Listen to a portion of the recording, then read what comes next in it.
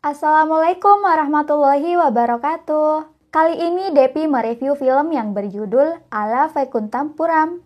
Film drama komedi berbahasa Telugu India yang dirilis pada tahun 2020. Film ini mengisahkan seorang pemuda bernama Bantu yang diperankan oleh Allu Arjun, di mana nasibnya dipertukarkan sejak bayi dengan anak kandung Valmiki untuk hidup di istana megah milik ayah Bantu yang seorang konglomerat. Lantas, bagaimana kelanjutan cerita Bantu? Jangan di-skip ya, tonton sampai habis. Namun sebelum lanjut, Depi ingatkan untuk subscribe dan share video ini. Baiklah, tanpa basa-basi lagi, mari kita kupas alur ceritanya.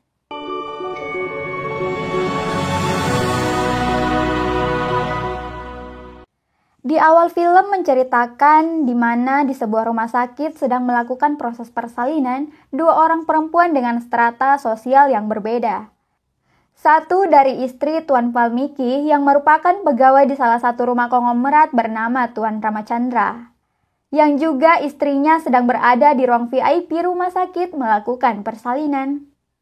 Valmiki sangat bahagia mendengar kabar dari suster bahwa anaknya adalah seorang laki-laki. Di ruangan lain, suster telah mengurus kelahiran bayi laki-laki Tuan Ramachandra.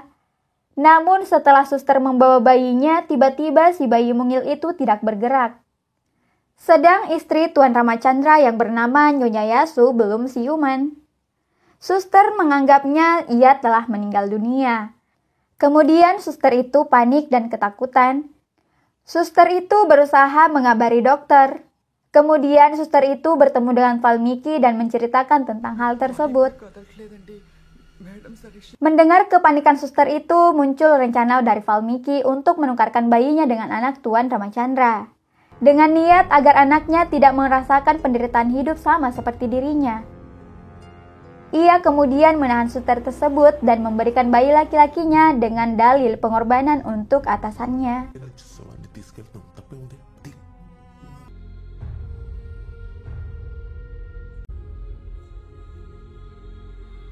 Berselang kemudian, bayi Tuan Ramachandra dibawa oleh suster dan Tuan Valmiki. Namun tiba-tiba hujan dan gemuruh petir membangunkan bayi itu yang menjadi pertanda bahwa ia masih hidup.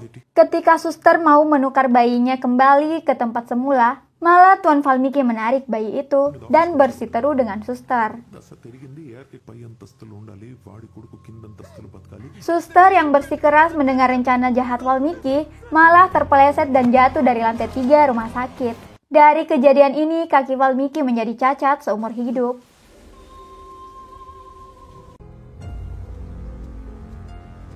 Berselang esok hari, mereka kembali ke rumah masing-masing. Pemandangan yang membuat hati Valmiki merasa dirinya berada di bawah kaki Ramachandra. Tuan Ramachandra sangat beruntung mendapatkan istri dari anak orang kaya, sedangkan dirinya hidup miskin dan menjadi asisten dengan hidup yang serba pas-pasan. Dalam upacara pemberkatan, nama Raj Manohar diberikan Tuan Ramachandra kepada anaknya. Dan di tempat lain, berada di rumah Valmiki, ia malah memberi nama anak itu dengan sebutan Bantu. 5 tahun kemudian, Raj tumbuh dengan prestasi yang buruk di bawah asuhan Valmiki. Sedangkan Bantu malah memiliki prestasi yang luar biasa. Tetapi sejak kecil Valmiki memperlakukan Bantu tidak seperti biasanya. Dan setelah 20 tahun, Bantu tumbuh menjadi pria mandiri dan pekerja keras. Tiba di rumah Ramachandra, ia tengah mempersiapkan penyambutan Raj yang pulang dari Amerika. Namun kepulangannya bukan karena kesuksesannya, melainkan karena Raj tidak menyelesaikan kuliah. Di tempat lain, Bantu menerima telepon dari ayahnya untuk membawa labu ke rumah Ramachandra. Sesampai di sana, Bantu hanya bisa tercengang melihat rumah tempat ayahnya bekerja bagaikan istana. Sedang Valmiki yang selalu antisipasi dengan kedatangan Bantu, selalu melarangnya untuk masuk ke dalam rumah tersebut. Di sini Bantu merasa ayahnya lebih menyayangi orang lain daripada dirinya sendiri. Di suatu pagi, Bantu tengah mempersiapkan dirinya untuk melakukan wawancara kerja di sebuah perusahaan. Tetapi pagi itu juga Valmiki dengan sejuta perintahnya malah menyuruh Bantu untuk mengantar adiknya membeli obat untuk ibu mereka yang sedang sakit. Saat sibuk belanja, adiknya diganggu oleh sekelompok geng motor yang menarik selendangnya hingga ia terjatuh. Kejadian ini memancing emosi Bantu. Kemudian dia mendatangi geng motor tersebut untuk mengambil sel adiknya. Di tengah lapangan, ia berusaha meminta dengan baik-baik, tapi gangster itu malah membuat Bantu naik darah. Akhirnya yang babak belur malah mereka.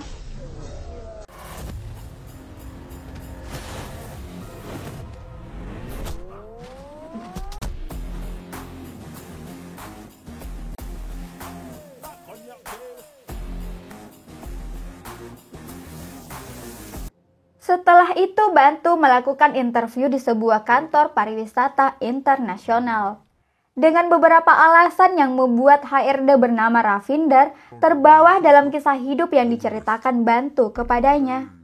Bahkan kisah rentenir yang selalu datang ke rumah Valmiki menagih hutang membuat Valmiki naik darah kepadanya.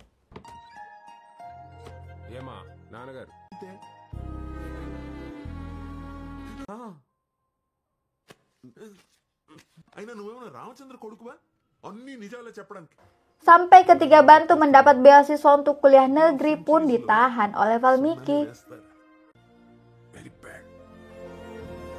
Mendengar semua cerita ini, Ravinder malah ikut-ikutan marah ingin membunuh Valmiki. Ya, semua cita-cita besar yang sebenarnya bisa dicapai oleh Bantu menjadi abu kecil yang bisa dihempaskan oleh Valmiki karena ia tidak ingin Bantu menjadi orang sukses. Kisah hidupnya telah membawa pemikiran Bantu menjadi mental petarung. Berkat humornya yang sangat berkelas, akhirnya Bantu diterima di kantor tersebut. Namun penampakan pertama yang ditemui akan menjadi atasannya merupakan salah seorang geng motor yang babak belur di tangannya. Bantu kemudian minta maaf agar Sekar segera menandatangani kontrak kerjanya. Di tempat lain, Tuan Ramachandra berada di gudang kantornya. Ia mengecek perkembangan produksi perusahaannya, di mana banyak pengiriman barang yang tertunda karena kenaikan pajak. Tuan Ramachandra adalah seorang yang sangat bijaksana, yang membawa perusahaan ARK menjadi perusahaan sukses sampai hari ini. Namun ia menyaksikan kapasitas anaknya, Raj, tidak memberi peluang besar untuk meneruskan perusahaan besarnya yang telah ia rintis. Berada di kantor pariwisata tempat Bantu bekerja, dia melihat seorang wanita seksi bernama Ammu. I said morning. Good morning. Dan kemudian ternyata Ammu adalah atasannya. Cute. Babu. Bantu telah mendapat teken dari perusahaannya untuk membawa para wisatawan keliling dunia.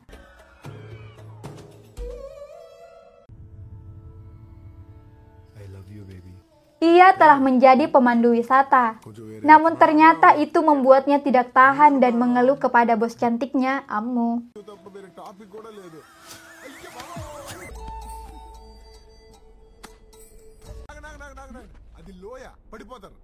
Wow, he's a good dancer. His dance moves are so. Madam, Everu? నేను ఆ సెన్స్ లో అనలేదు madam. Di sisi lain, Suster Sulosana yang berada pada peristiwa 25 tahun lalu masih hidup. Tuan Ramachandra tetap memberi perawatan khusus selama ia koma, namun juga selalu dalam pengawasan Valmiki. Karena suster ini adalah kunci rahasia dari peristiwa yang sebenarnya. Disinilah nasib Bantu yang akan dipertaruhkan.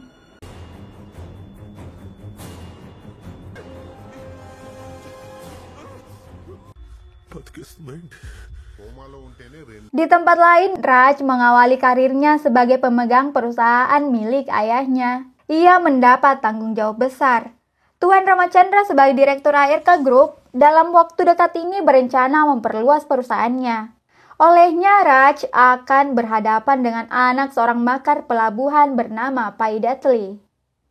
Paidatli dengan arahan ayahnya bernama Apala Naidu akan membeli 1/2 saham dari mereka. Raut wajah Raj menjadi pucat karena ayahnya mengirim Raj untuk menghentikan keinginan Paidateli. Di dalam pertemuan itu, Raj diawasi oleh ayahnya dari jauh. Paidateli mengancam kepada Raj bahwa pelabuhan itu milik dan dibawa kekuasaan ayahnya Appala Naidu. Jika gerbang itu ditutup, maka perusahaan ARK akan rugi besar. Paidateli bernegosiasi di hadapan Raj untuk menerima perusahaannya berinvestasi di ARK Group. Namun Tuan Ramachandra berkata itu hal yang mustahil. Seorang Raj terlihat tidak mampu berkata tidak di hadapan lawannya. Tepat di belakang Tuan Ramachandra, Bantu dan bosnya Amu juga melakukan sebuah pertemuan penting dengan seorang investor yang ingin membeli perusahaan pariwisata milik bos Bantu. Tetapi Amu menolaknya. Semakin Amu menolak, malah investor itu semakin juga mendesak Amu untuk menerima tawarannya. Hal ini membuat Bantu turun tangan.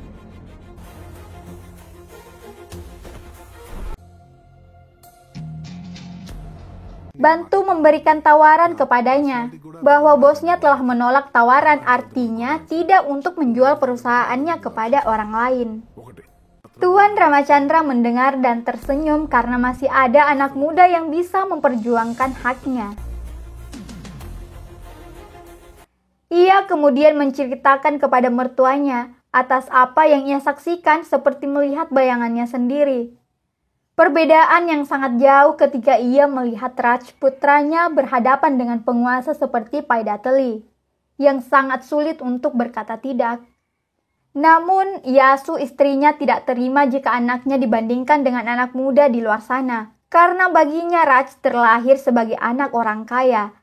Ini menjadi kali pertama perdebatan antara Tuan Ramu dan istrinya.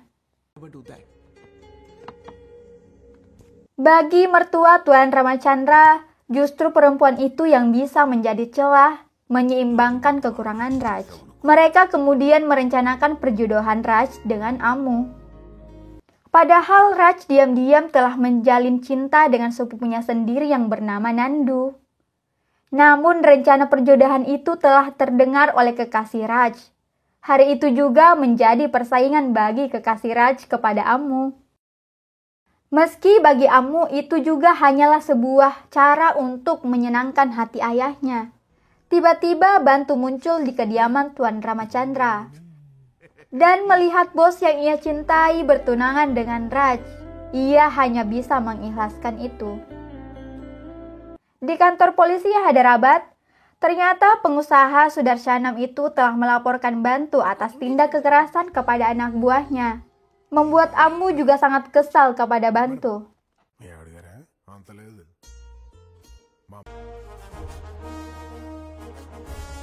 Sir 5 CR ఇచ్చామండి. అడుగుతుంటే అలా వెయిట్ చేస్తామంటే అప్పుడు కొట్టాం.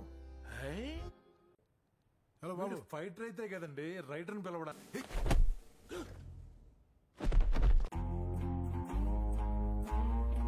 కూర్చుని ఉన్నాడు. Setelah hari pertunangan itu, Amu dan Tuan Ramachandra menjalin kerjasama. Namun terlebih dahulu, Appala Naidu mendatangi Tuan Ramu dan merencanakan pembunuhan kepadanya atas ketidakterimaan penolakan kerjasama Raj kepada anaknya.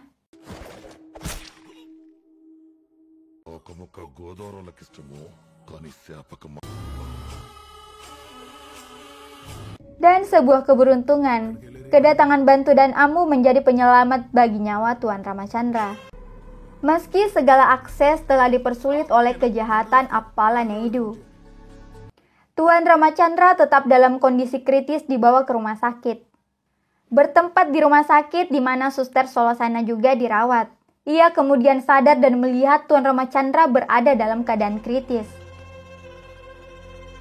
Bantu yang menghalau suster itu kemudian mengungkapkan banyak hal kepadanya tentang kebenaran yang telah disembunyikan 20 tahun lalu. Bahwa Bantu adalah anak kandung dari Tuan Ramachandra yang ditukar dengan bayi Malviki.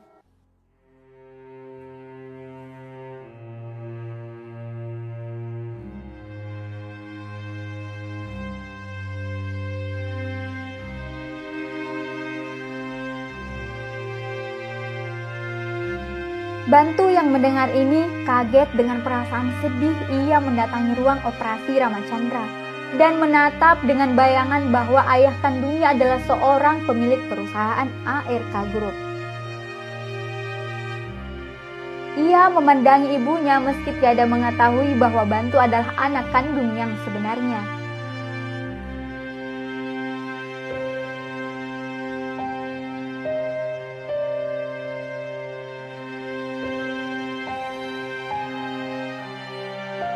Bertemu dengan Valmiki, Bantu tidak segan-segan menampar ayah yang selama ini menindas hidupnya. Meski di satu sisi Bantu sangat menyayangi istri Valmiki yang selama ini membesarkan dirinya. Tetapi hal yang aneh, seorang Raj sama sekali tidak mengetahui kondisi ayahnya yang sedang kritis. Kemudian kakeknya menegur tentang kepedulian Raj kepada sang ayah. Bantu melihat kondisi keluarga ini sangat tidak harmonis. Belum lagi adik ipar Tuan Ramu malah korupsi biaya pengobatan rumah sakitnya.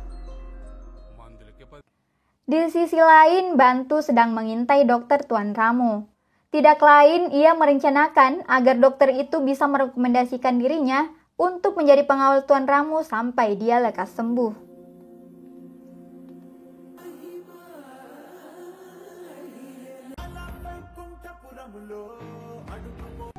Namun tatapan Nyonya Yasuh masih belum bisa menerima Bantu sepenuh hati, karena ia sempat menjadi perbandingan dengan Raj.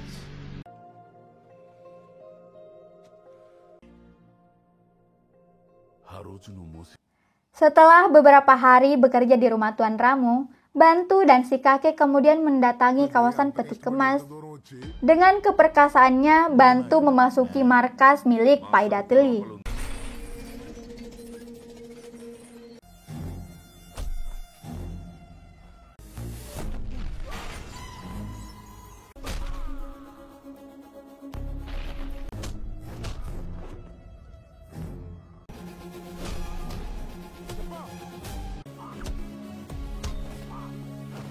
క్లారిటీగా ఎవరు చెప్పలేడు. పెద్ద ఆయన చెప్పేది ఏంటంటే dengan gayanya yang basa-basi, Bantu mengancam Paidatili. ఏడిసినట్టే ఉంది. Tiba-tiba ayahnya datang dengan mobil mewahnya. Namun kedatangannya malah menjadi cemoohan bagi Bantu. అబ్బబ్బబ్బబ్బబ్బా ఏం కాన్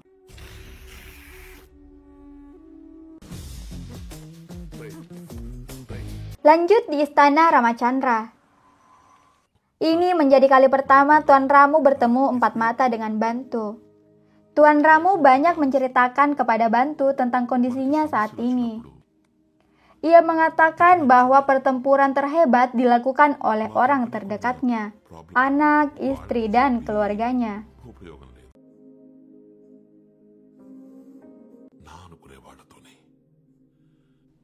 Karena kedekatannya dengan Tuan Ramachandra, anggota keluarganya iri hati kepada Bantu.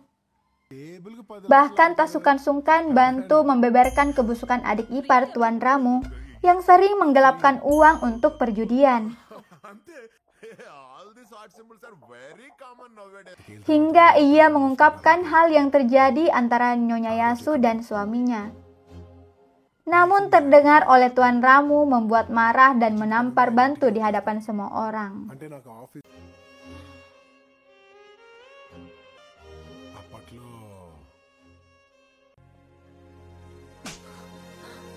కూర్చోడు వస్తానని చెప్పదు సార్ మనిషి Setelah ungkapan Bantu, Tuan Ramu kemudian mendatangi Nyonya Yasuh. Momen yang sangat mengharukan bagi suami istri untuk mengungkapkan isi hati setelah sekian lama terpecah. Karena Tuan Ramu ternyata sempat mengkhianati dirinya. Olehnya ia begitu takut untuk berbicara kepada Yasuh karena dosa yang telah ia lakukan kepada istrinya. Dan malam itu juga mereka saling memaafkan dan memulai kehidupan yang baru.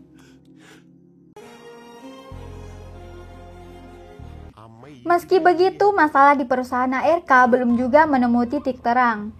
Kembali lagi Paidatili menciut mendatangi kantor ARK, చేద్దాం రమ్మన్నాను ఏళ్ళ ఆఫర్ కూడా ఏముందో చూద్దాం. membuat Tuan Ramachandra gelisah. Si kakek kemudian mengarahkan Bantu untuk mengawal rapat itu bersama Raj dan Amu. Dengan gaya sensasionalnya, Bantu mengalihkan semua orang. Hingga ia memenangkan rapat itu dan mengusir jauh pada teli dari angan-angannya untuk menguasai ARK Group.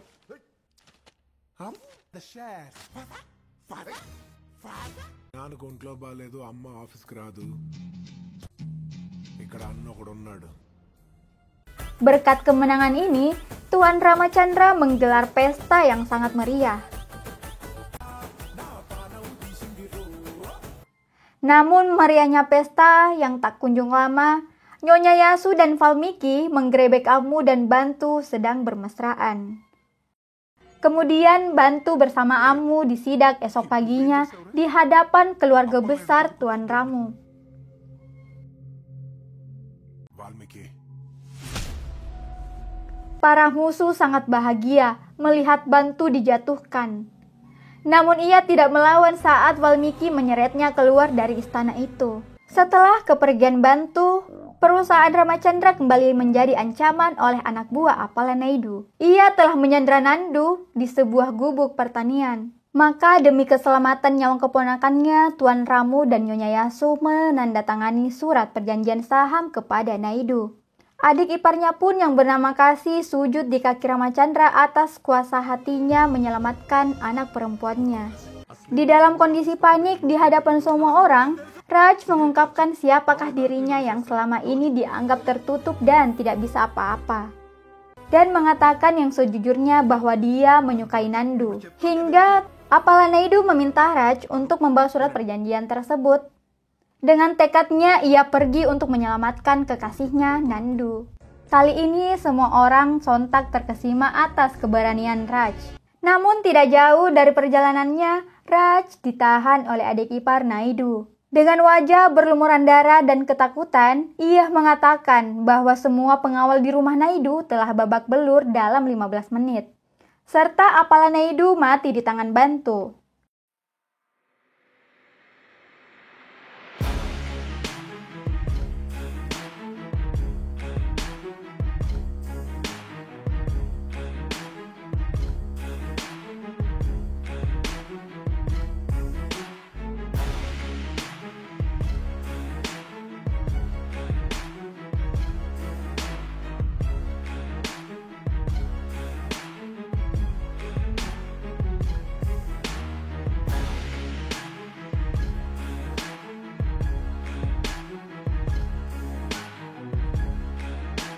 Tanpa sepengetahuan Tuan Ramachandra, di saat kondisi genting ternyata Bantu telah melakukan aksinya. Ini demi menyelamatkan perusahaan ayahnya. కోళ్ళ కోసం మన ఆస్తి ఎందుకు ఇవ్వాలని ఆయన అన్నాడు. Dalam pertemuannya dengan Bantu, sontak Valmiki menjadi sasaran empuk sang kakek. Ternyata ia telah mengetahui bahwa Bantu adalah cucunya, yang setelah sekian lama Valmiki menukarnya dengan anak kandungnya.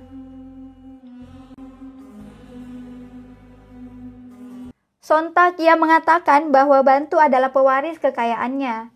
Tuan Ramu tak kuasa menahan tangis saat mengetahui kebenarannya, bahwa Bantu merupakan darah dagingnya sendiri.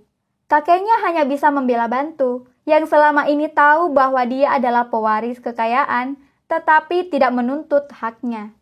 Demikian Bantu tidak dibutakan oleh harta dan kekuasaan, bahkan tidak membalas amarah dengan perlakuan Valmiki selama ini. Bantu hanya mengatakan bahwa itu hal yang percuma, karena Tuhan sudah menghukumnya dengan pincang di kakinya dan selama 25 tahun dia tidak pernah tidur tenang. Bukan kekayaan, Bantu hanya ingin melihat orang tuanya hidup bahagia. Ini kali pertama Bantu memanggil Tuan Ramachandra dengan sebutan Nana yang berarti ayah. Berikut juga Nyonya Yasu, ia mendatangi Bantu dan memeluknya. Di akhir film, Valmiki dan Raj kembali ke tempat asalnya, di mana Valmiki akan merawat anak kandungnya sendiri. Sedangkan di Istana Megah Tuan Ramu, Bantu memperoleh haknya sebagai pewaris kekayaan ARK Group, yang selama ini ditukarkan nasibnya karena ulah Valmiki. Dan film pun selesai. Pesan dari film ini adalah, kekayaan materi merupakan sarana kita berbuat kebajikan di dunia ini. Jangan sampai kita dibutakan oleh hasrat yang justru membawa kita pada kesengsaraan hidup. Sekian alur film kali ini. Jangan lupa like, komen, dan subscribe Dep Cinema. Bunyikan lonceng notifikasinya agar kalian tidak ketinggalan di alur film selanjutnya. Bye-bye.